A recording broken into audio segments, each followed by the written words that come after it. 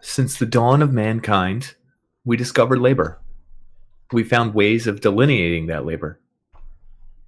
We found machines that made things simpler. We even had women and children working 6 days a week, 14-hour days. We eventually moved on to more complex machines. We've even moved into an age where robots can do labor for us. We love delineating labor. But at what point are we delineating labor to labor to labor? Will our future robots need robot butlers? Join us as we discover how robots will take over.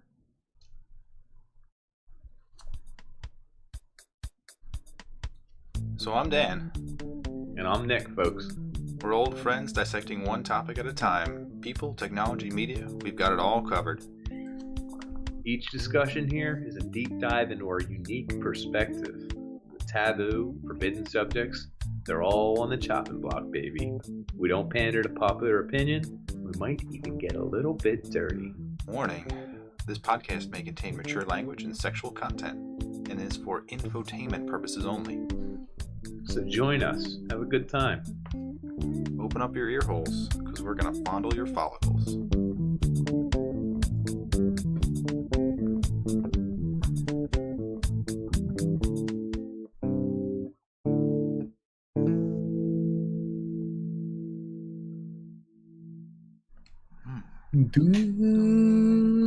I'm trying to catch the note. I don't think I'll ever catch it, but Yeah, we're talking automation, mass production, botting, and revolutions, industrial revolutions tonight. Heck yeah, my favorite one, actually. Yeah. So I wanted to So bring how did it all start? Sorry. Actually, let's talk about our last episodes. Yeah. Any corrections? Anyone? We talked about personality types. The one thing I did find was that I said something about my personality type and the female comparison. So mine was like a 2% in the population. It's apparently like 3% in men and like a point something percent in women. So you're gonna have a tough time. Yeah. So the male architects have to find that one woman and then fight 5 other architects to get her. Well, let's think of it this way, though. I mean, you're saying it's a small number. Was it less than 1%? Yeah. Yep. So it's just under a billion, huh? Good luck with that. It's much lower than a billion. Not much if there's 14%. 7. So it's probably like 700 million. Wait, what are you talking about? Let's say there's 7 billion people in the world. Is that what we went with? Yeah, 7 Is that our billion number? people. And you said Less than point, 1%. Yeah, 0.1 point. Oh, I guess it depends on. I was thinking like 0.9. It's not 0.9? No, 0.9 would be like over 10%. You're bad at math. No, 0.9 Billion? of 1. Yeah, 0.9%. I have no idea what you're talking about right now. You need a calculator? You want me to pull out a calculator? I'll do the math. You tell me what to do. Math. 7 billion. Okay, and 4% of them are architects.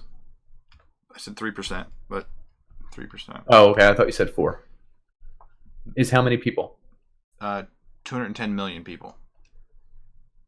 Okay, and 1% of those? No, it's Less than that. 25%, isn't it? Did you say 1 to every 4? I'm confused. It's like 1 to every 5. Okay, so 20% of that now? Yeah. Okay, So it's fine. pretty low. I thought fair. I'll It's give in you the tens of millions. fine. You still have a lot of people to pick from, like a ton. If I lined up that many people in a room, you're telling me you couldn't find a mate? Just saying. Somebody. Yep. Somebody. Anyway, moving on. In the personality episode, I said something about myself being conceited. Mm-hmm. Untrue. I'm actually perfect in most categories. So. Huh. We'll work towards it. I'm trying to build something here. I'd like you to join me on my campaign, but anyway. I was curious about like the ratio of women and like who actual pairs were, because it didn't really make sense. And it turns out that my architect pair is perfect for a campaigner pair. So horoscopes may be accurate in this case. Ooh, we got a little heart drawn around. Yeah, a little magic. I'm not going to do that. No. It takes too much time. Sparkle in our eyes. And then I have this serious question. If two T-Rexes were having sex, what would their arms be doing, and how creepy would it be? I don't think as creepy as we think, because I'm more creeped out by what their tongue's doing. Oh! That's a huge tongue. That thing's probably like a slab of granite.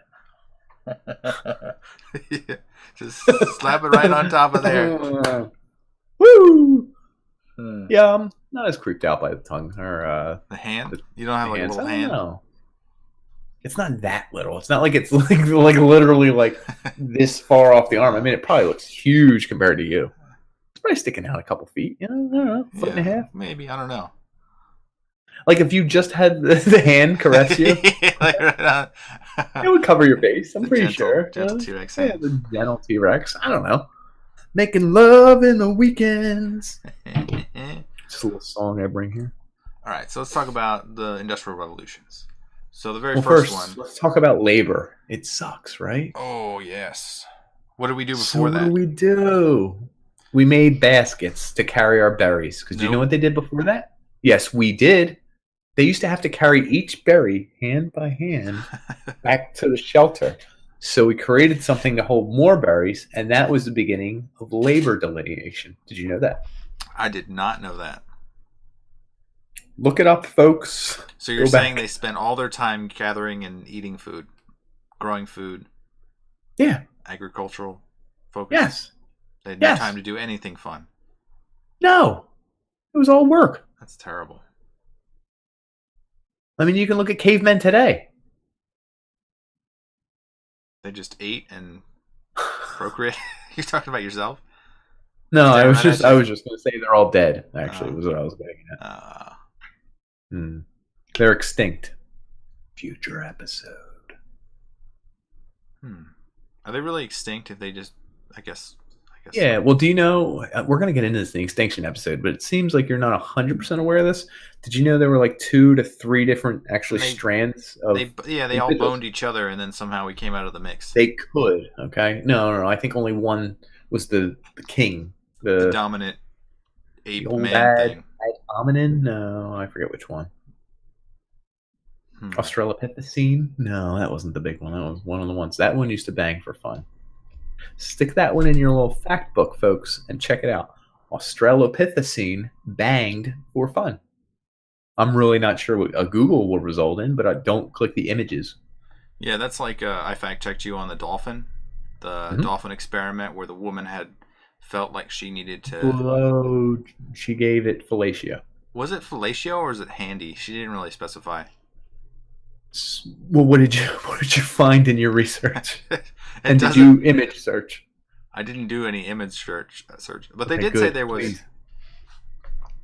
Oh, I want to. Was it filleting a dolphin? I thought you had put your own images in there. Holy crap!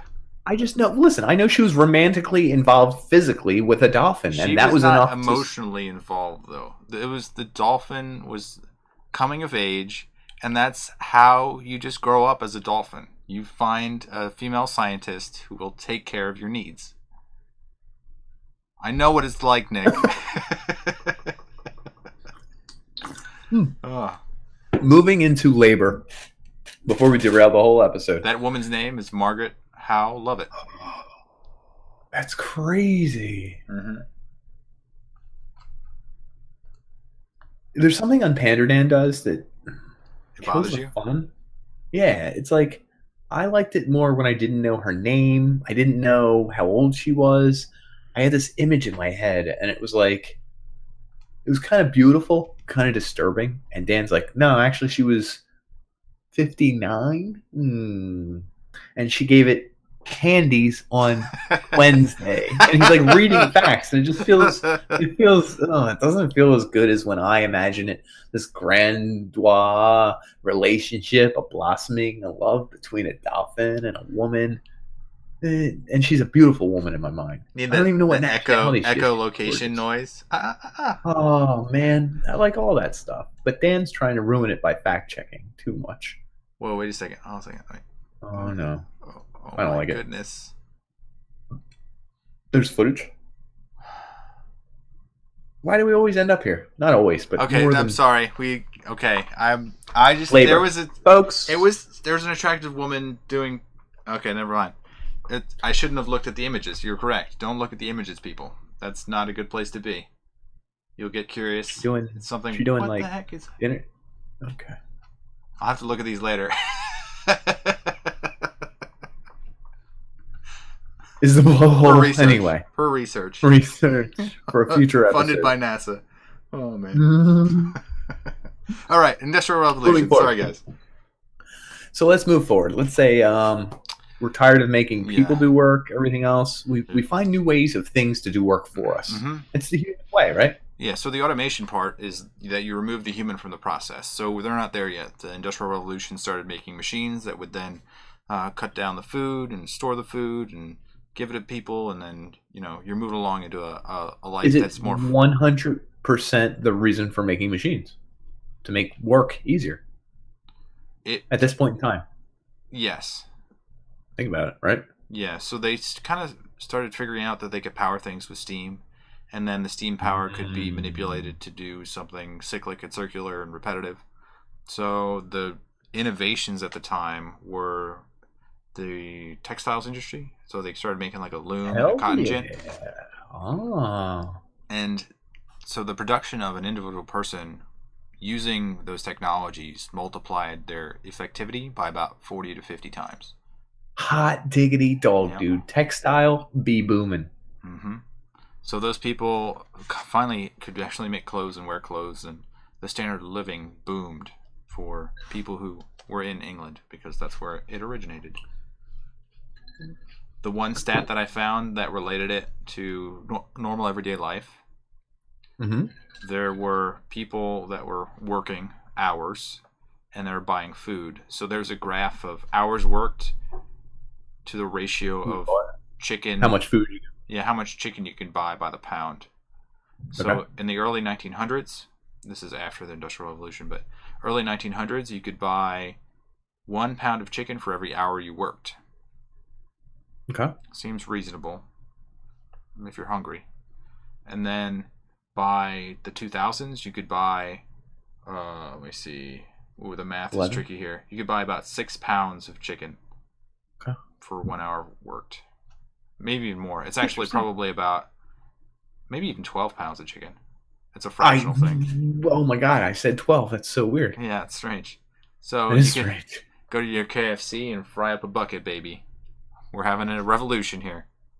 Now, a little bit this depends on the facilitation of chicken production, right? Ironically enough, machines used in the chicken industry made chicken cheaper. Mm-hmm. Machines in all the in-betweens, like transporting the chicken, machines got quicker. Yep. Everything got quicker thanks to machines. So really, numbers all should go that way. Yeah. You would assume. To go from present time to the past, you have machines doing it. You have energy being expended. You have people who are working those machines. You have transportation. You have cars. You have roads, and then you have the power facilities. You have the utilities and all the infrastructure that you could never make in the Industrial Revolution because they just started making machine tools. They could actually make precise tools because they could do repetitive things over and over again. So production led to production? Exactly. It's just like Minecraft, baby. You can make that one pickaxe and then all of a sudden everything just opens up to you.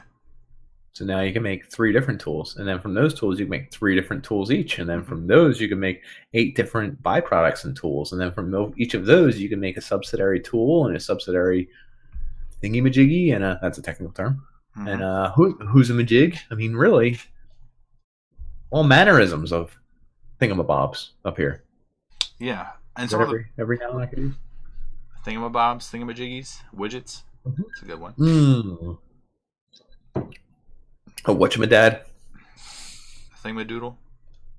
Oh, I missed that one. Gotcha. You did.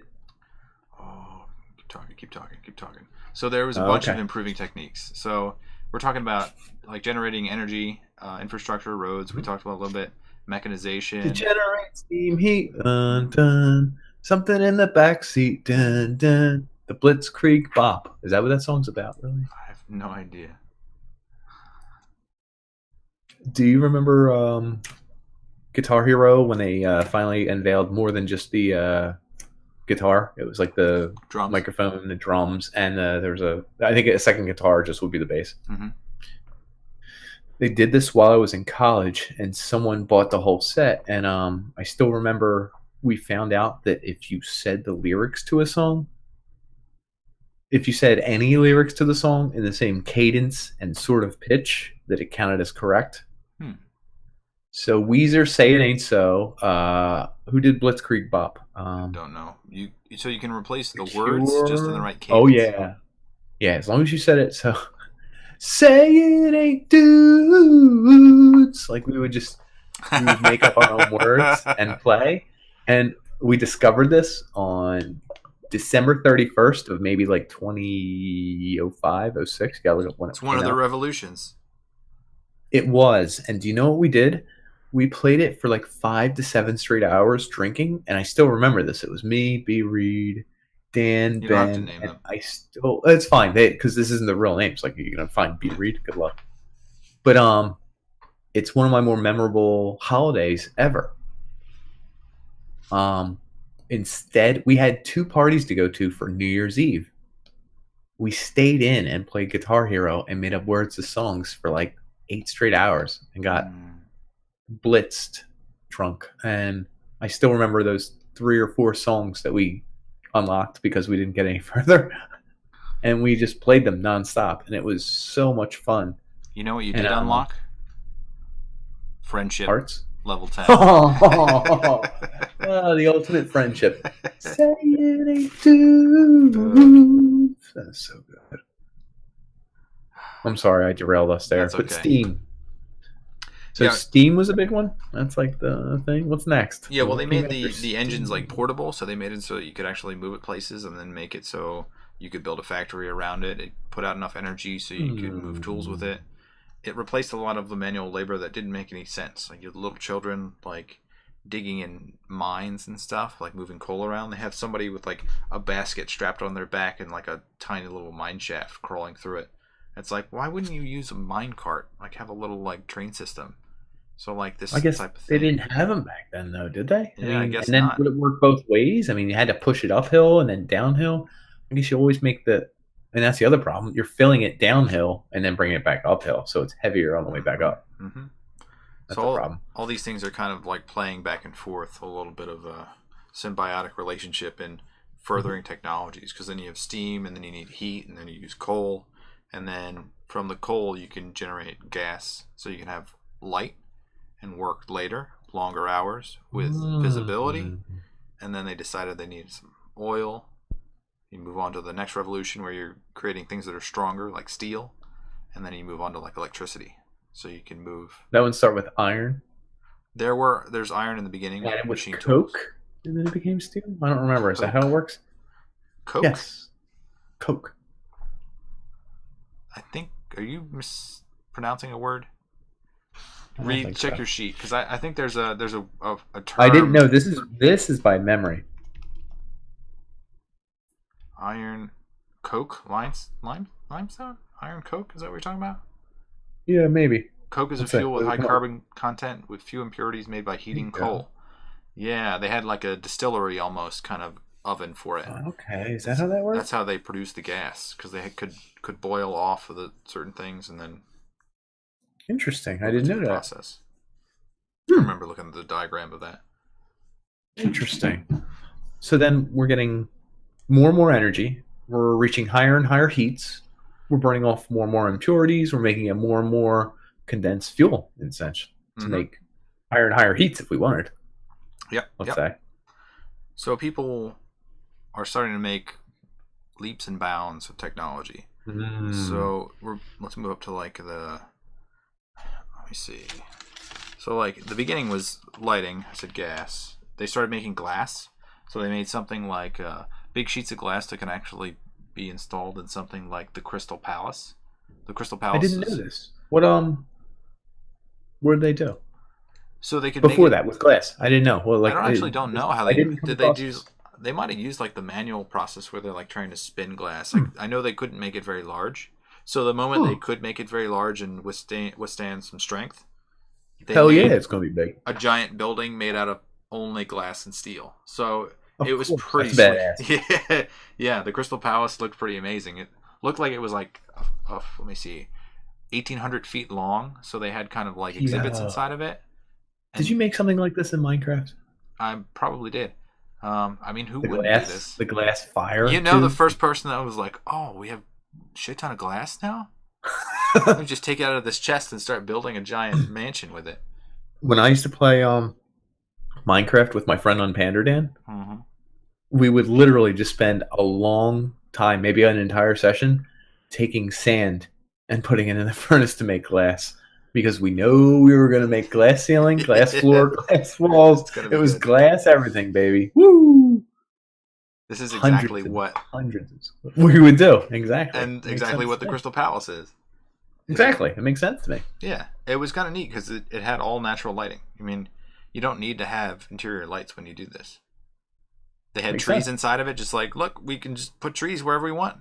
Just like, We wow. did that in our We glass thing did. too. Yeah. We had natural waterfalls, natural fire falls, and or lava falls, and natural trees growing in. If I'm Did not our mistaken. did our house burn down too in like 19 or 1836? Oh no! Is that what happened to the poor thing? Yeah, it burned to the ground. Can glass burn? I think it can melt. I don't know what caught fire. Dang it! Who The brought all floor. these They should have explosives made the in here? floor. Oh, it's the floor. It's a They lava. should have made the floor out of glass. Yeah. Would have saved them. Trying to find the date. I don't know what the date is for when it actually burned down. I, It I was believe it's in that 1936. era. I was right. Oh That's a shit. pretty good guess. Look at you. My brain Sure. is fucking weird. Hmm. Okay, so they made glass. They started making paper, so people get more educated. The standard of living was getting better because they buy more chickens. Food, mines. You could do other stuff, and then transportation. You got roads and cars. Transportation, I think, is number one. Yeah, they. I know you didn't put it number one, but I think transportation is what changes. It changes the urban dynamic. People can now It travel does. to these centrally located factories, which are producing a massive amount of goods, making it so that other people can buy more stuff. They get more money because they're working in a specialized field, and then it just churns and churns and churns, so people can buy more. It feeds itself. It's Yeah. cyclical. Mass production, baby. Did you know highways are built a certain way? Yeah, did you got it? I feel like you got the stat. Yeah. No, I don't have the stat. Why? Oh, there's a stat behind it. I saw a YouTube video on it, and I was like, "Wow, that's really interesting." Yeah, there was a certain grade, and then like the machinery they used, and then like the sizing of the pebbles and stuff. No, I wasn't even going there. I was going with how the planning happened. What was the plan? There was no highway patrol planning. There was no centralized figure that was in charge of highways. There was just a group of people who would push how they wanted it built. Huh. And there's a lot of money exchange as to where the highway ramps and things were placed. Now, of course, the people with the most money fought the highway out of their area. The people with the poorest areas. That's why when you go into most urban cities that are built in the 1920s and beyond, like nothing that was built like nowadays, it's different. But back then, and beyond, the freeway would cut through the city, and it wouldn't touch most of the city, most of the urban area. It would be they'd touch you down in a poor area because the overpass, the destroy whole 4 lanes. Yeah, you could crush it, dude. You could put down whatever noise pollution, physical pollution, all the cars coming off, eyesore, and then at that point they're 6 blocks away from where they need to be. But those people were the ones that also couldn't fight it long enough legally.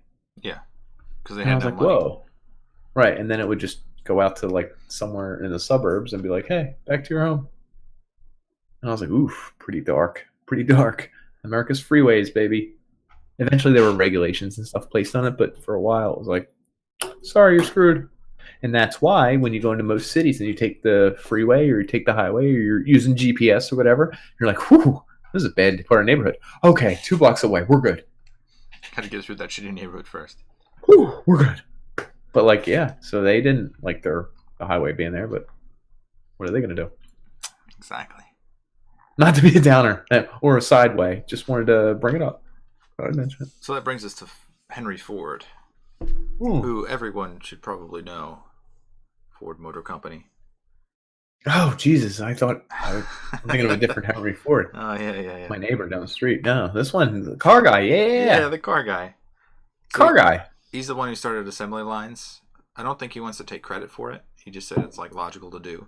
Model T. Yeah. Which actually took up like 60% of the domestic market when it actually came out. Like at its peak. Did it? Yeah. Ooh, it's pretty impressive. So what did they do before the Model T? Does anyone know? I don't know what was. I know there was a few. I read like. Was there like 5 cars you can get, but like they were all like you had to wait like a year to get it or something? I don't know. I'm kind of curious. We'll come back to this as a clarification. Correction for the episode. I'm just bringing up some insight for the people at home. Yeah, what kind of options did you have in 1906 ish? Yeah, power windows or no? Nope. I don't think they had windows that could roll up and down. They had the windshield though, right? They had the windshield, and I think they had like a little thing they could close. I don't even know if you could. Sweet. Yeah, the little fabric thing. That's sweet. I don't even know if they had like brakes. I think they just had to let off the gas. Here's my question: you get a Model T, like you go out on the roads. Like, do you just want to tear ass around all the horses you see? Probably. You gotta put that bad boy to use, right? Huh. And what did you do with it? You could visit your friends; they couldn't visit you. So, a person with the Model T had all the power, right? I guess you'd be giving rides. All your friends would be bumming rides off of you. No. You're not giving them rides in that. How many could it hold? 4? Yeah, I think you could hold 4. You pass a doobie around in a Model T. Can you imagine that back in the day? Like, man, hit it. And then, did they have any way to play music back then? A music box. Someone turning a music box. Oh, you checking out some Model T stuff? I'm picturing how many people.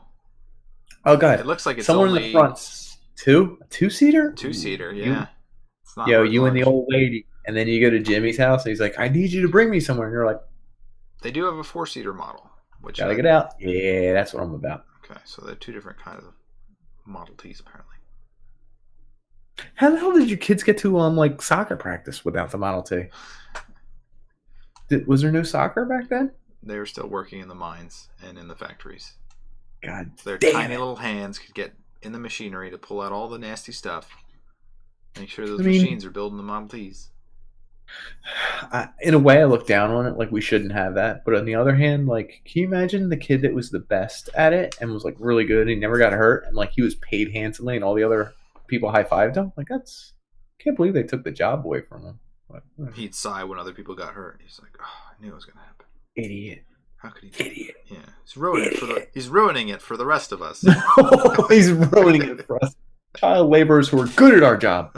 And here's the thing: do you think like he like turned like 16 and like his hands started getting bigger and his voice cracked, and all the other workers would take off their hat and put it over their chest, and the manager would come over and usually he's yelling and screaming, and today he was like, "Little Jimmy, I'm sorry, but we're done your service here." Oh shoot! I can still do it, and they were like, "You can't anymore, Jimmy. You're done. Your hands is too big." And he's like, "I can still do it. Look at me do it." His voice would crack. Yeah. He tried to put his hand to the thing, and everyone was just looking embarrassed with their hand and their hat over here, like he was a good child worker. And just everyone's real sad. So you're touching on some of the workers who were displaced by technology. Mm-hmm. They focused on a guy named Ned Ludd, who was not directly involved with the Luddites. Ned Ludd? Mm-hmm. Okay. Edward Ludd. They suspect he became kind of like a mythic figure. So the Luddites were So there's a clarification here in the story that I read was that they were not. This is going to be good, folks. I'm getting ready here. This is not rude. I'm just getting ready. They were not directly against technology replacing their jobs. They were just mad that they couldn't feed themselves because they had no jobs, which is essentially the same thing because they were breaking technology when it came out. Oh, they were breaking robots? Yeah, they're smashing looms and things that were like weavers and seamstress Hell yeah. peoples. These are my people. This is probably like my relatives. I'm just telling you. Probably because you're a luddite. They were against technology. That That's the reference today is that they are against technology and don't want to move forward. Yes. I raised my hand for the audio only version. No. I was raising my hand. I agree with them. You agree? Okay. Just making sure. 100%. Those kids should still be in the mines, man. Making friends, high-fiving some of the other workers. It's a damn shame we took that from them, but go ahead. Let's move forward. Yes, I think a story I read said that the military was involved to protect the factories because they're all centrally located. And I think Napoleon was off fighting a war at some point, and to compare it to like the total military force, there was 30% of the military protecting the industrial complex from the Luddites who were trying to destroy it. What? Yes. How many Luddites are there? Apparently there were a lot. There are a lot of people trying to sabotage other factories as well because they're trying to come up on top. Keep in mind this, as much as we marvel at how one machine could do 30 people's jobs, one person could destroy a machine that does 30 people's jobs. I mean, that's a good point. I mean, half a person could probably destroy a machine alone with it in a room for an hour. So I guess it does take more than one person to guard such a device. I guess that's why the U.S.'s military budget is the highest in the world right now, and has been for a long time. Yeah, we're protecting our looms. Yeah, wouldn't want to give up our cotton gins. Shout out to the UnPanders. Want to make a shout out to the troops for protecting all our looms out there. I know a recent holiday went by recently, and I just want to be. First and foremost, we respect the looms. Mm-hmm. And when we're making colors, red, white, and blue are number 1, 2, and 3 on our looms. Would you say that? Sure. So the revolution that Henry Ford started was that he found out there was massive turnover when you have an assembly line and people do work that is technically not fulfilling because they're doing one little thing. It's not intelligent, and it's displacing skilled workers. And he said, "For every good, sorry, for every 100 people he had to hire that were full timers, he would have to hire about 1,000 to make sure that they could be replaced and actually keep them. So there's a huge ratio of people that would just turn over. They just constantly move through the assembly line. Come and go. Quit. Yeah." Come a chameleon. That song was written by Henry Ford. People were coming and go. Come and go. Is that in the song? I think it is. But yeah, sure. That's what they wrote about. I mean, it was a sad time, but it's whoever wrote Chameleon knew that Henry Ford was trying to find a way to make history, to make change in the labor world. And would you say he found a way to do it with these assembly lines? So he did 2 things. What 2 things do you think he did? Yeah. Replace them with machines? Not at this time. Oh. Initially he raised their wage and he made it like my man. Multiples more than what it was. He enabled them to buy their own product that they were making. So it was a multiple on a multiple for him, so he could make it so that his own workers were buying his product. But also making more, obviously, because now more people are buying it. Yeah, and to retain more of them, he changed the work week. So instead of 6 days, 48 hours, it's now 5 days and 40 hours. Which a lot of people claim you could probably work only 3 days and do the same amount of productivity. Are you talking about someone famous? I think someone famous mentioned this later. Yeah. The Moose. We can get to him later. We probably will. He's crazy. I think we will. We can skip quite ahead. So the next revolution is the third one, which was computer and automation, which was very recent. It was. What year-ish? I would say that kind of began in what you said, like 1980s. But what it's called? I didn't come across it as a revolution, which is what's catching me. What was the revolution? Where did something change eternally. Like, no more do we have registers punch out not the right number for change when So, we hand them a 20? like a lot of the machines prior to our digital revolution were Mm-hmm. analog or mechanical. So you have devices now that you can reprogram pretty much at will, and then make Okay. them do very defined tasks. Plural task. I understand. Hmm. Hmm. Yeah, that's. I mean, I think we lived through it, Okay. so we're aware of what I think we the did. digital revolution is. Everything's digital. Is that what you're getting at?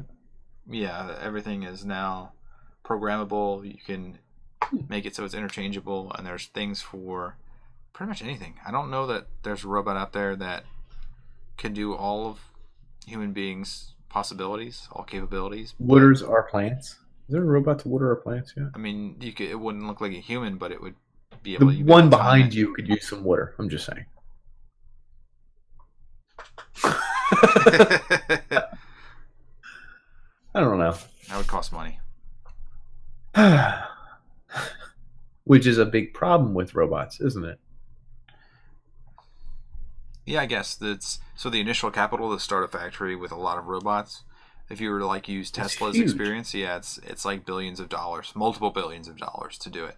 So the controlled wealth of like the United States, like they say, like the top 1%, but like the top 0.1% controls a majority of wealth, which is absurd. It's like the ability to build these factories that then control the future. You can do what Henry Ford did, is that you set your own price and then sell your goods to your own people, and boom, you've just dominated the whole world. Boom, folks. What I find is that a lot of these things we were talking about are I'm trying to find the right wording here because we're talking about automation and a transition to a new I'll make it really relative. stage. Is that Go ahead. we're on computers now that are connected through a network of things that we don't see. It's all digital. We get video, we get audio, we can record it, we can save it locally, we can stream it to 8 different places and then share it on Whoa. media. It's all Like relatively free Panders? and cheap. Yeah, unpanders.com. It's pretty incredible. So this stuff we just kind of grew up in, and you can't even imagine going back 200 years where you didn't have No. lamplight. You didn't have paper to Yeah, write everything on. shuts down after 6 p.m. We got no lights. You don't have any You like mean bring a torch? you don't have screws or anything. You don't have a screwdriver because they didn't machine it yet. It's like how do you make you can't make your own nuts and bolts at that point. It's just nuts. It's just incredible. You want to talk about it? I know you do. You're waiting for me to proclaim No, robots of the future. I'm not. What I'm saying is for everything we do, there's a trade-off. For everything we make with a bunch of screws and a set design of places and set points for screws to go in and that we can use our screwdriver, IKEA an furniture.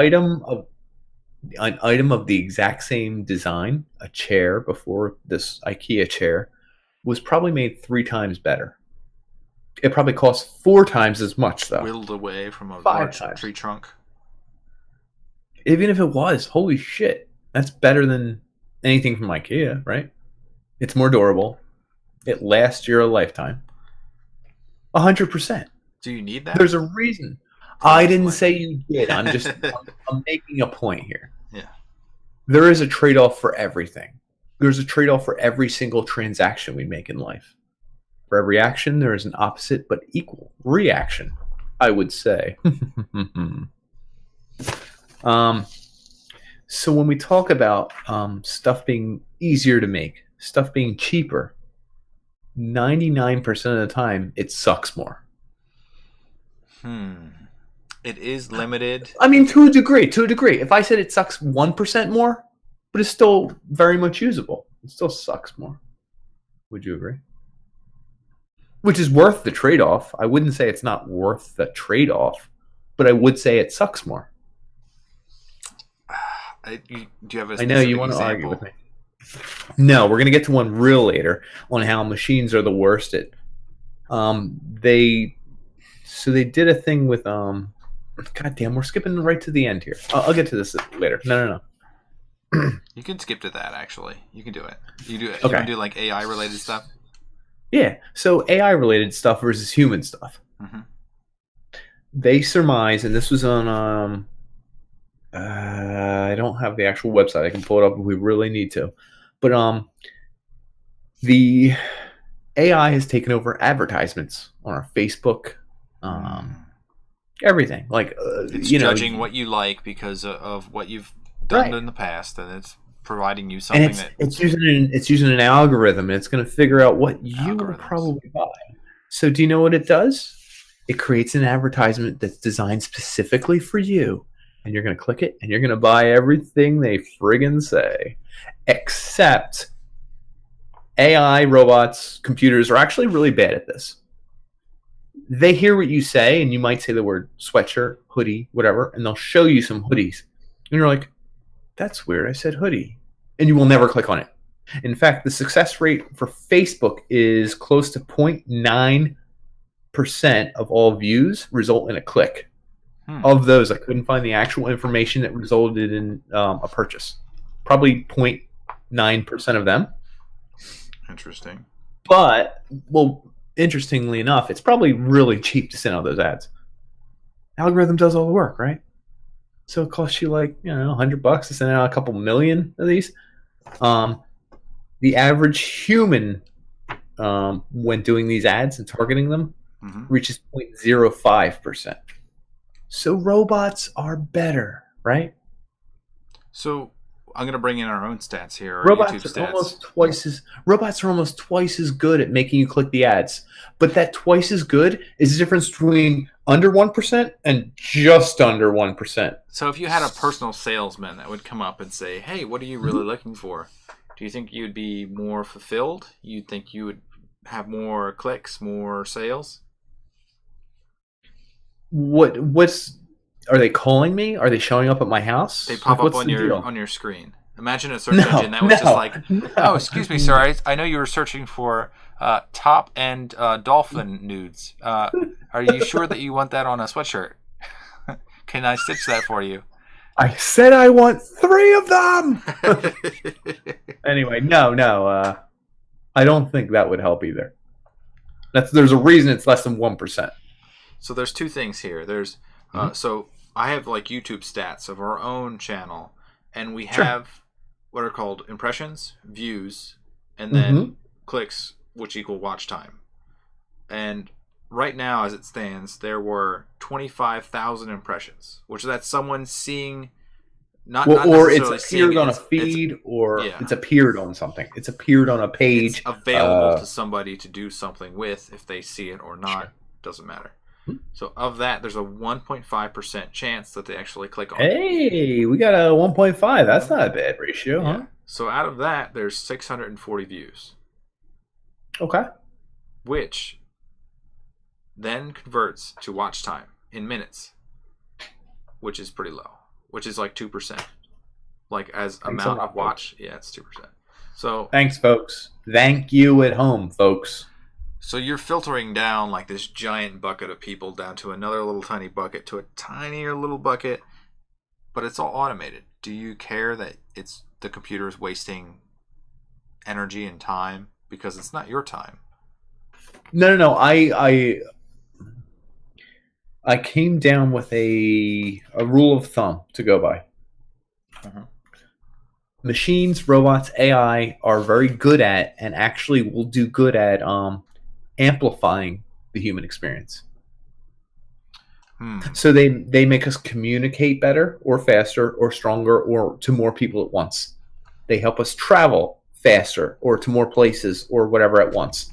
And lastly, they help us with strength and speed of a job. Like there's no way I can lift 400 bales of hay and do it into a machine and everything. I think machines are great at that. They always have been. I think they always will. I think what people think of when they hear machines are taking jobs is they think eventually a robot could take your job. And it's been a fear for the past 15 years. Yep. More poignant in the past 5 years, though, because that's like, oh, AI's coming along. Oh, Google's trying to get machines to drive. And do you know what their success rate is? 99 point something % without an accident. It's pretty good. Problem is, where's the liability lie on the 1%? On Where they Google. crash into crap. There's no person. There's a crime being committed. What happens there? You killed a person, Google. Who goes to jail? Huh. Well, it's a robot. There will always be a fear that robots will take our job, but a reality that I doubt they ever will. But what if there's a fewer percentage of accidents because of it? I think it's a good idea, and I think it's a good tool. I think it points us in the right direction. I think machines and robots and AI help point us in a direction and help guide us. I think they supplement the human experience. I don't think they ever replace it. I mean, go ahead. So one of the things I read about in, I guess, factories is that they have like PLCs. So they have programmable logic circuits, which are like set boxes that do a set task. Whatever you want them to do. Same thing with like FPGAs, which are field programmable gate arrays. It's like a set logic on a set thing. So it will take care of the monotonous stuff for people who are operating a large plant, per se. But when those things fail and the person who's operating it hasn't done those tasks in a long time, it makes them almost incapable of performing those tasks, even though that's their job. That makes sense. They haven't done it in so long. I mean, it used to have 60 people doing this job. Now you got 2 robots doing it. If one or two of the robots goes down, or there's a virus or a programming error, well, now you don't have 60 people who are willing to do it. You have 2 or 3 who kind of know how to do it, and they haven't done it in so long. Yep, they have to remember how to do it. Also, the criticality of tasks that those people have to do is much higher. It's the tasks that humans have to do because it's so important that a human is involved. Yet, those people are not as involved in the whole process. And they're not as attentive when it comes down to the criticality of it. So interesting. It's almost like you would take it kind of lighthearted because it's your only task. It can't be that difficult, but it's the most important one. It's the one that they wouldn't give to robots, but they'll give to you because you have intuition or logic or something. I guess. Well, I actually would agree that you have something. So there's a website. What is it called? Will Robots Take My Job? Maybe actually, I didn't write down the website because it's so common. I think it's Will Robots Take My Job, right? This is an interesting website. Yeah, that's exactly what it is. It's called Will Robots Take My Job. Google it, and Enter you can type in your job description. It'll start to type and then finish it. What do you want me to put in my job or your job? Do yours, because I actually wrote down a couple that I have results for you. I don't know what yours might be. Project manager? Something really I'm going to put stupid name. Rocket scientist. Be careful with that. Aerospace engineers. Let's put that one. 2% chance that it's going to take over my job in I'm totally safe. Wow. That's pretty good. Let's put in your job. What's what would you call sales management? I don't know. Tile. Let me see. No, retail salespersons. I'll just put you in that one. Sounds pretty lame.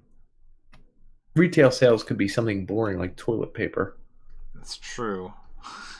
Which I think is very replaceable. I think the current job I have is kind of like you can't. I tried to put marble in there, but I'm gonna call you a. I'll just say you're a stonemason because that sounds cooler. That's not it at all, but that's awesome. So if you're a stonemason, there's actually, 89%. What is this? All right, so check this. Hold on. So hold on. I found the highest and lowest numbers I actually could. Although, yours is actually 1% better. So arbitrators, mediators, and conciliators are roughly 4%. Actually, what did you say yours was? Aerospace? 2%. Oh, anyway, the lowest number I found was arbitrators, mediators, and conciliators. They're like a 4% chance of being replaced by robots. Aerospace engineers have a 2% chance of being replaced by robots. I thought about this actually. Is that the highest number I found? Do you know what the highest number I found was? Of being replaced? Yeah, no, I hit random until I found a high number. It was pattern makers, especially in wood. Because again, a machine could find the pattern and just cut the wood in a certain way. 91% chance of being replaced. I was thinking about this for like AI. It's like one of the most fearful professions is probably like, let's put in like doctor. Burger flipper. Try burger flipper. No, try burger flipper, dude. Food server. That's retail, isn't it? Food server. So like waitress or waiter. Waiters and waitresses. 94% chance that you're going to be replaced. 94. That's higher than this one. What do you think the highest number you could find on that is? It says you are doomed. I know. That's what it said for the pattern woodmaker or whatever. Highest percent for what? What do you think the highest percent we could find is? I'm kind of curious what like trucker, because that's the one that like causes the most. Yeah, that's a weird one. That's freight stock and movers, material handlers, 85%. That's by hand, so that's a little lower. I don't know do you know what the highest one is? No, I literally clicked random until I came up to 91% on pattern makers wood. I didn't even come across the 94% you came across for whoever that was. What was that? Waiters? Okay. Yeah. What about burger flipper? I'm telling you, is burger flipper a literal thing? Yeah, I don't know. If it is, that's like 100%, right? So there's the factory side of it, which is meat, poultry, fish cutters, and trimmers. Nope. Yeah. What's that at? 94%. Damn, we can't get anything over 94. I want something that's like 99%. But anyway, go ahead. So I thought about this when I was at jury duty earlier this week. If you had an AI that was a lawyer and that was your public defender, it would probably act better than a normal public defender. I'm giving it a 0. I'm going away from it. Yeah, I'm going. You don't think that? Oh wait, then a public defender? Yes. Yeah, I guess then a free one. Yes, it would act better than a free one. I think because a free one would have human elements that would mess up. I think a good one that gets paid. I'm going with a good one though. What was the ratio? Like a normal public defender has like over 100 cases at a time. Right. At that point, yes, I 100% agree. Yeah. And imagine an AI that could pull up a specific case and look at from 1939 and give you some. Yeah. Or tell you that like certain things don't apply because you did this, A, B, and C. Thumbs up. I just don't think it would actually be able to find things that actually relate, because it would be like, this person was a chicken cutter, this person was a barber, this does not relate. Like, I feel like machines are extremely limited if we don't give them all the inclusions ahead of time. So part of what you're touching on is called parsing and lexing. So there's like a program called Antler, which was another tool for language recognition, I believe. And the whole goal is that it would parse these like sentences, normal human sentences, and make it so that you could understand the connections between the different words, so that you could then extract understanding. So that's your whole goal in what you're saying is failing. If you could understand human speech and a computer could then take that and process it and then respond back to you, and some of these programs do it, but not to a level that I believe they fully understand it. I don't think they'd be good at it because they're parsing speech that's from the 1970s, let's say. Like, if we're looking through a stack of information that's really old, there's no way anyone has had the time or ability to incorporate all the language everyday use and colloquialism from 1970 and how they might apply to language now, especially because that program is probably at least a year old at this point and has not been replaced yet. So I would just guess. If you were looking at laws from the 1970s and deciding whether they apply or don't apply it, would a computer really be able to understand whether it...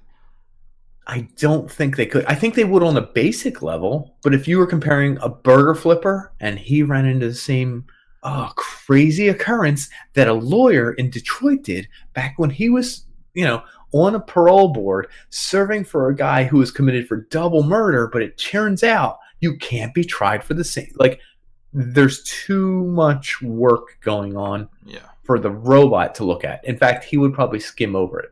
Yeah, there's a fixed knowledge that I think a robot would be able to look up, but if there's logic that is outside of the normal processor, outside of anything that ever happened before, a human being should be there to be able to figure it out and then lead the case to wherever it needs to go. So will a robot replace me? What is it called? What is that website? I just closed it. You can't remember? Robot take my job. Okay, will a robot take my Will job? robots take It's my a job? cool. Will robots take my job? It's a cool website. Everyone should go there, check it out, type in your job, see if you're going to replace. And I thought, damn, it's cold, it's ruthless. Like this is like the future we're all afraid of a little bit. Except that at the bottom of every page, they talk about the book they're selling. It's called Robot is the Boss, and they're selling it for X amount of dollars, and that's the whole reason for the website. And I thought, I found a 1%er. Hydrologists. The research and distribution of circulation and physical properties of underground and surface waters, the study of form and intensity of precipitation, its rate of infiltration of the soil, movement through the earth, and its return to the ocean and atmosphere. 1% chance. Screw did you robots. randomize? I did. Okay. Well, then it got me thinking because the guy wants to sell a book, it's really the whole goal of the website. Mhm. So it kind of took away from everything I read. I was like, well, maybe they are just guessing in the dark almost 100%. Mm-hmm. So I did a little research, and we're doing a lot of research into robots. I mean, technology everywhere. Industry is looking into robots. We're going to try and replace people, especially like high-tech ones that can open doors, do multiple tasks at once, be trained. Mm-hmm. The latest stat in 2016 put it at $11.3 billion was put into robot research and technology. That's a lot of money. Trying to mimic the human brain, essentially. Right. Until you realize that also in that same year, 66.75 billion were spent on just pets. And giving them food and homes and really cool, cute stuff. And I was like, yeah, that's a good point. But pets 6 might have more times as intelligence, much. though, than the They current might. AI. It's a real weird thing. So people are also afraid that the robots will take their jobs and that eventually we're all going to be out of jobs. Service workers, truckers, everybody else. So Wired.com did a paper on a study. They didn't do the study. It was over 17 countries in 2016. Anytime new machines, robots, or technology was introduced to an area, it reduced the hours for the people in lower wage jobs. Mm-hmm. Whether that was riveting or people who would just move a piece of pipe somewhere to somewhere else or solder something or just check something or break something down. They lost hours. It made it What's harder on the interesting- people who didn't have enough money to begin with. It did. The really poorest people who are doing the most menial manual labor jobs. The interesting thing is that at almost all of these companies, it didn't affect overall human hours.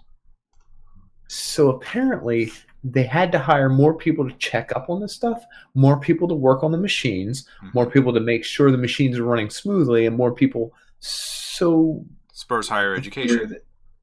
It does. The higher end jobs are middling. If I was Greek, middling jobs end up being more in demand. So robots don't actually take it away. Here's another example. 1970s, the ATM was invented. Oh, the ATM. The world said, "Oh my God, they're trying to get rid of the bank teller. This is disgusting." Automatic teller machine. Several scientists surmised by the 1990s, they wouldn't even have bank tellers. I said, "Holy shit!" So I did a little research.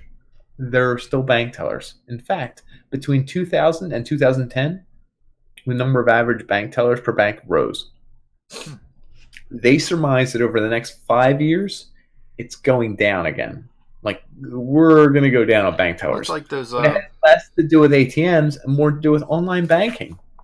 And people We can just do it online. Huh. That does make Direct sense. deposit. I mean, so what I found is that what I mentioned earlier, robots help us do communication faster, travel faster, strengthen speed jobs faster.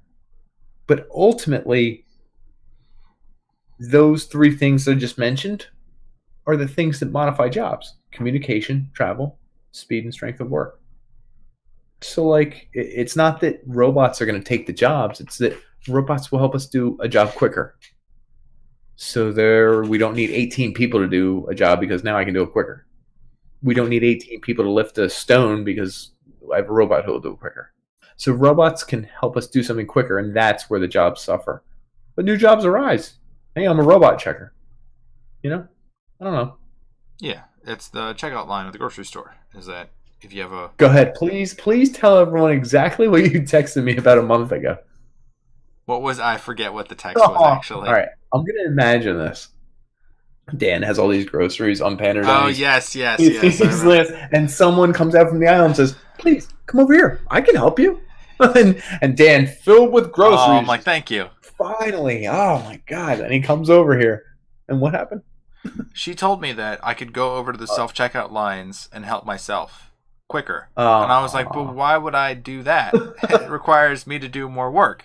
And then I was in my like, head, I imagine you came with all this food and came into the aisle and found out it was a self checkout aisle there. And we're like, oh, huh. that's not good. And then the person who Huh. referred me to the aisle is somehow not there doing anything. They're walking Not away. working out. They're like, have a nice day, sir. Thank you, unskilled labor. Your job will disappear soon.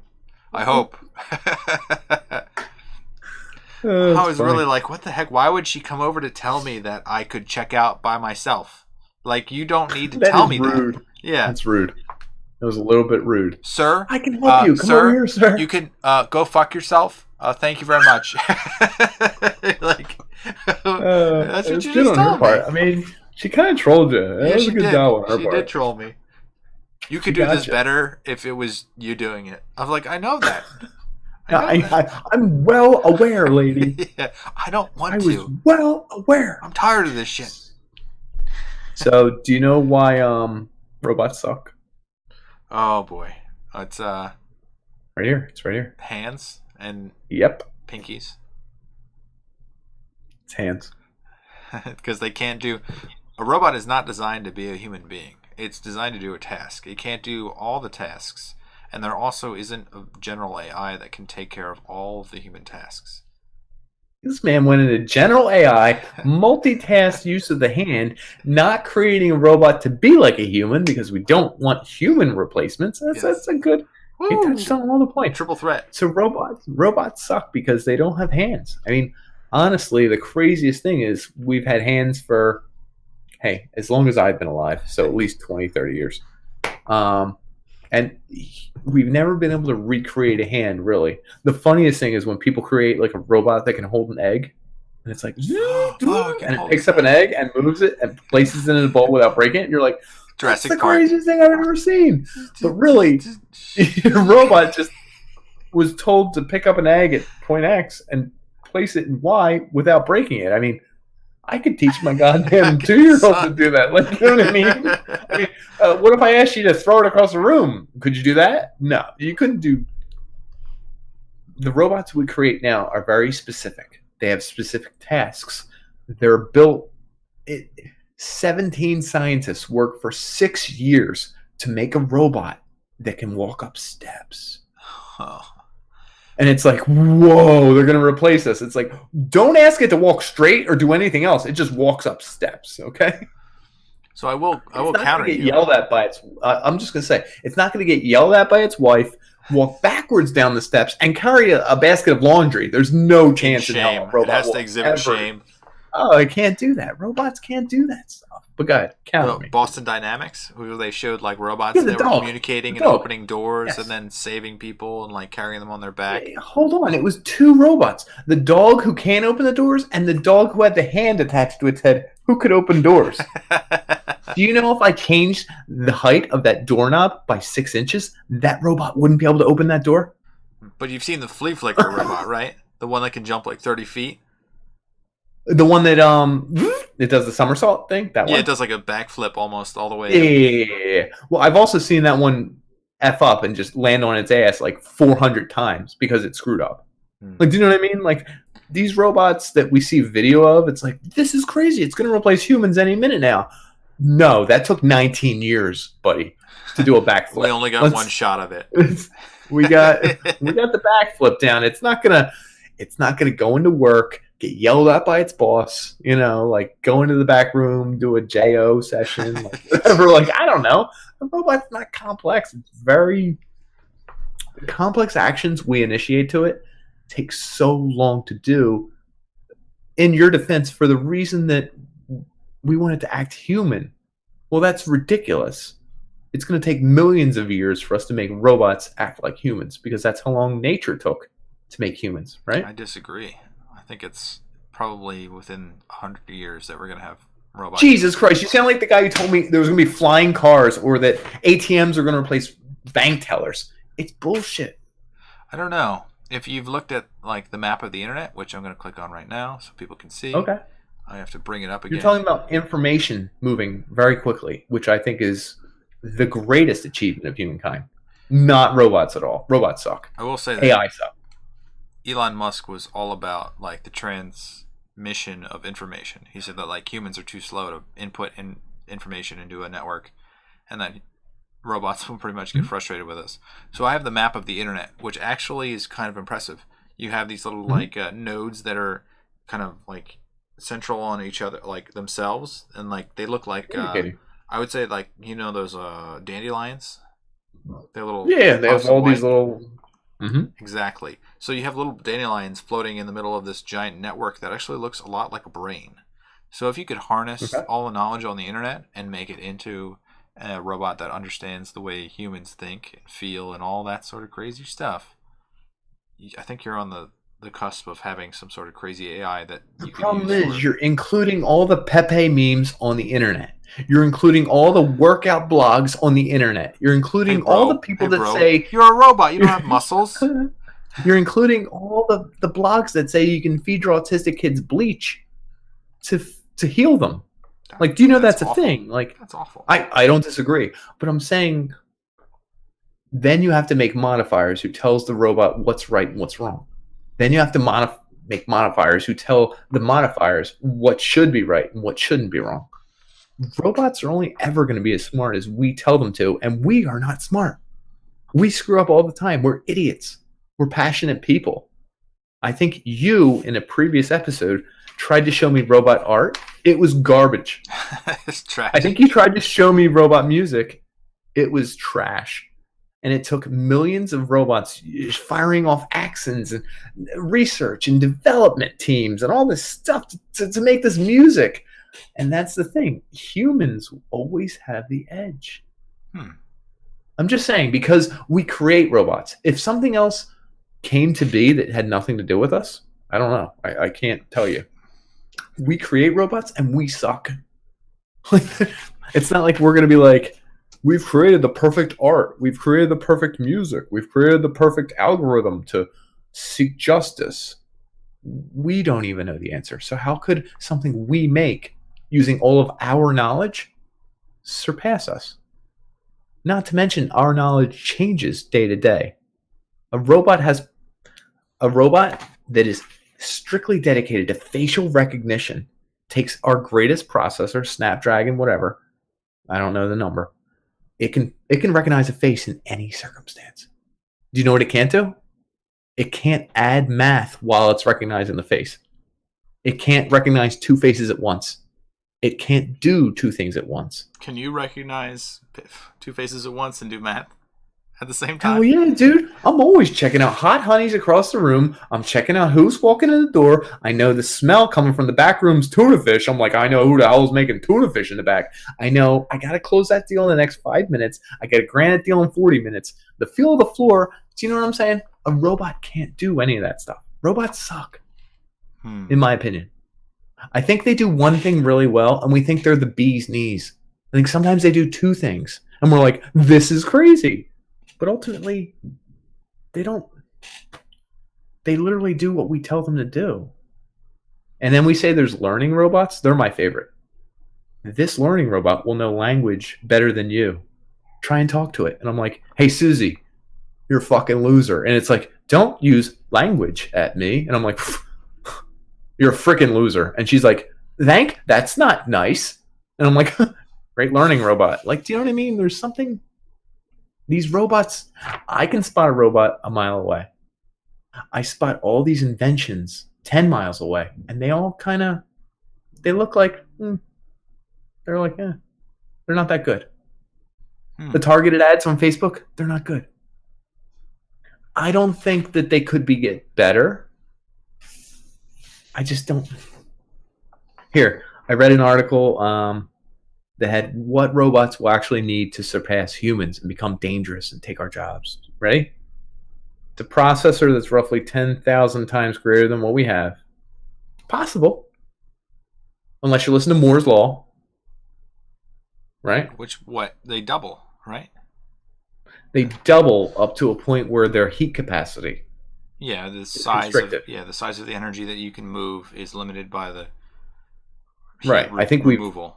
we haven't peaked. We're obviously going to keep getting better, but we're not I'm getting gonna peak, all right. exponentially better.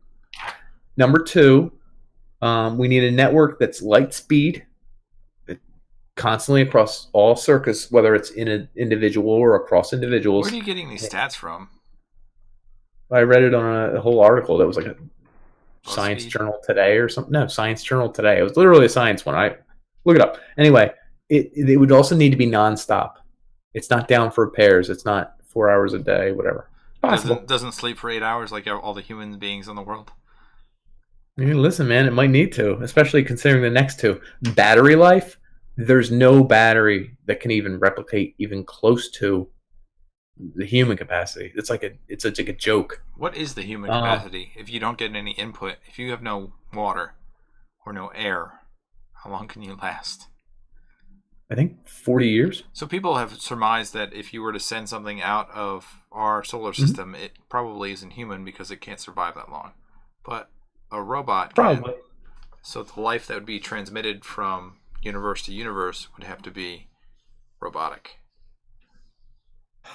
I don't disagree, but I think it would suck more. Like, you imagine it being like, this is our representative of humanity. It's great. It's a robot. Be two robots meeting each other. It can count to 5,000 really fast. And then you're like, that's cool. Can it do anything else? And you're like, it can open a door if it's exactly the right height the handle should be. And you're like, that's good. So let's talk about the things I've done. Uh-oh. So I'm part programmer. So in the beginning, I wanted to. Oh no! I shit on programming, and this guy's a programmer. I shouldn't have done it. So in the beginning, I wanted a poker stats, so I could tell what are my odds of winning this hand at this table with X number of players with these types of cards out. So I figured out. That's a good program. Yeah. So I figured out when to play and when not to play. That was the initial I could out edge people at the table by understanding just percentages, permutations of possibilities. Because most people don't understand that. Nah, I understand. And the amount of cards left, the amount of cards on the table, the amount of cards available, and the amount of cards that could flip. Yeah. It's dedicated to a number or an idea of a number. It's not actual science. It's just more of a educated guess.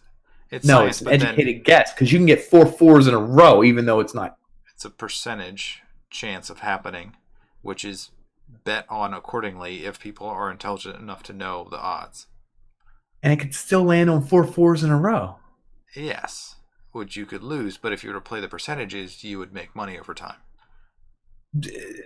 If you had 100 years and $100 million, if I'm going to the casino. Or one robot that would play online poker for you multiple times a day on multiple tables.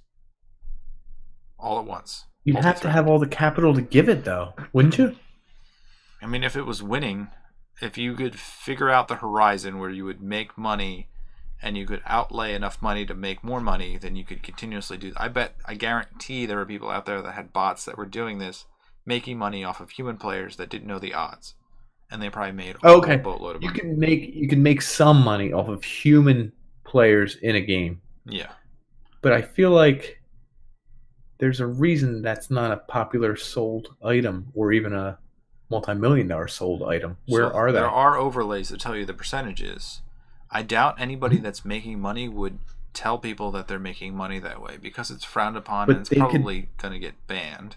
Like bots are banned. But they could also make money off of it. They could make Capitalism money says they could make. If you can make money off something, it will sell. Yeah, but do you think people are really talking about it? Would they really bring it up that they're using an illegal method to play thousands of games at once to win? Couldn't you sell that for $10 million if you only sold it to 3 people? If you made it that public, if you showed off that you were doing this, you're also sitting on a platform that is controlled by somebody else who can then ban you or ban the process that you're using. Sure. So if you play the exact mathematical method Uh-huh. and are winning, do you think that maybe the company that owns the process is going to say, this is a bot because it's perfect. It's a perfect player. This doesn't happen. So I'll get into my whole spiel here. Is that I've done this for multiple games. So the poker one was just a program to figure out what the percentages were. I've done it for like Diablo 3. I had somebody run through a bot that would run through actually on like 3 or 4 different characters, and they would gather money. So they'd kill things. They'd pretty much spam the map and walk through the map and then collect all the gold. And then I tried to sell the gold to other people for cash. And they busted me because they watched what my players were doing, which was not human-like, and they banned me on one of my accounts. I had like 4 accounts. I only didn't get the other 3 though. Did you make money on the other 3? I stopped because I didn't have the heart to keep going. It's not a big money maker. Like I wouldn't have made like thousands of dollars on it. It would have just been like a couple hundred. And at that point I was like tired with the game. I wanted to move on to other things. I could have made money on it if I had stopped running the bot while I was trying to sell the gold that I amassed. And even in that vein, there are games that are set up such that you can't win. It's like I had the best equipment that you could possibly buy because I had an endless amount of gold, and I still couldn't get through the entire game because it was designed to be bullshit. I got mad in the middle of that sentence. Maybe to stop robots, maybe to stop bots. Yeah, because only the bots are the end. It's the same thing with Maybe. social media and Twitter. Finding out that like almost 80% of accounts are probably bot related. I'll keep going. Path of Exile. You're thinking about it. Path of Exile. If you played that, it's like a Diablo clone, but it's free. I don't know. Yeah. I also made like a group of things. There were characters that were auxiliary to my main character that would support me as I played through the game. So that was like when you need a group of like 6 people. Yeah, if you need a group of 6 people to help you through a game, you could just bot the other 5, and they'd be better than human players. They'd be reliable, and then all of the items and whatever you collect is yours. So there's like a domination effect there. You thinking about it? Response? You're thinking about it? Yeah. No, I think they're worse. They're way worse than human characters. But I will say, keeping all 6 shares, hell yeah. Yeah. There's no way the humans would be worth 5 times better than there's something that you do notice when you get that many items and you're collecting all that stuff is that their item management becomes very tedious, and you almost have to have a bot to take away any human aspect whatsoever. to carry some of the goods. To sell it all and just get rid of it and just be like, I'm done with this game. And this moves on to something that you know very well. Clash of Clans. I know it. You saw my bot in action. It would provide people with donations, whatever they asked for. Definitely helped in the donations 100%. It would build. It would also fight. It would do visual recognition. So if it was trying to fight somebody, it could tell whether it had a lot of money in the base. Tower was the difficulty. It would look at different types of bases and say, did I win on this old base? Do I want to attack this base? What's the chance that I make money off of this base? Like, it would take all these things into account that a human player could never take into account in like you have like 30 seconds to determine whether you want to attack it. It would do it in like 10 seconds. I will interrupt you and say this. A human player could absolutely determine all the exact same things. Yeah. The problem is the human player is not running 24 hours a day. On multiple computers. Constantly. Right. Yes. That's the benefit. So the benefit isn't scalability. Yes, scalability, which again goes to amplitude, what I spoke of earlier. Yep. I don't think robots are ever good at half the things, but they are good at amplifying things. Hella good. And that's a pretty sweet deal, actually. When you think about it, typing in 3, 2, 1, 1, 2, 3, and then doing our thing. Yeah, that was the code for whatever you want. And you could spawn a troop, and you would feed you that troop, which is it was good. I can't trash talk that. It's a really sweet, badass move. So there's a key element to that made me happy, is that I could actually help somebody immediately rather than in the olden wood days it was like an hour wait for certain things. I could just be like, here it is. I already had it for you and you asked for it and here you go. So that's pretty cool. Helping people is really my main driver. It wasn't Amplifying again, dude. I'm telling you, robots or AI and all that stuff is incredible. Amplifying. I think it's unmatched. There's no way to stop. There's no way to be better than it.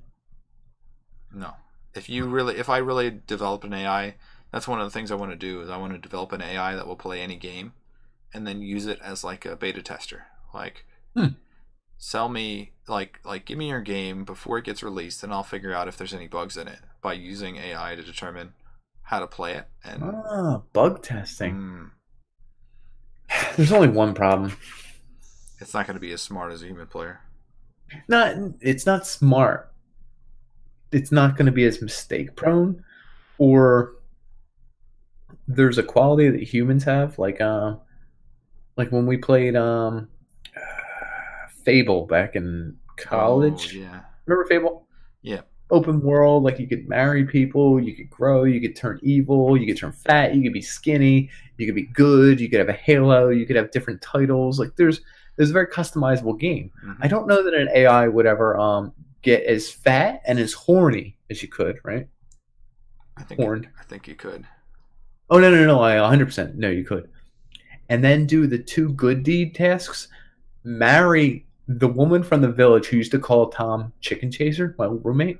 And he married her, bought a house, one of the middling level houses. He didn't buy the cheapest house. He didn't buy the most expensive house, but he saved up a lot of money. He bought the house. He moved in with her, which you can do with your wife if you married her. And he found a way to hurt her. You couldn't hit her with the sword. The force push, which is like one of your magic spells, could actually hurt her. And he killed his wife. And he wouldn't stop laughing while he did it because he hated her guts. He didn't really want to marry her. And I don't think a robot could ever do that. I could tell it to do that. It would never naturally do that. It would never understand the emotional implications. No, it doesn't understand that Tom just wants to marry her so that he can kill her because she called him Chicken Chaser in the first part of the game. And I couldn't explain that to a robot. I could make the robot do exactly what I said. But it would never decide to do that. And I still don't know if it's an error in the game or not, that anyone you marry, you can't hit with your sword or your fireballs or anything like that. But when you force push them, like you force them away, they hit the wall and take damage. And so Tom's wife took so much damage, she died. He killed her. And he couldn't stop laughing. In the video game. Good Lord. But just wild stuff. And here I have a list of things that robots don't do that people do. Robots, AI, everything. You can name AI.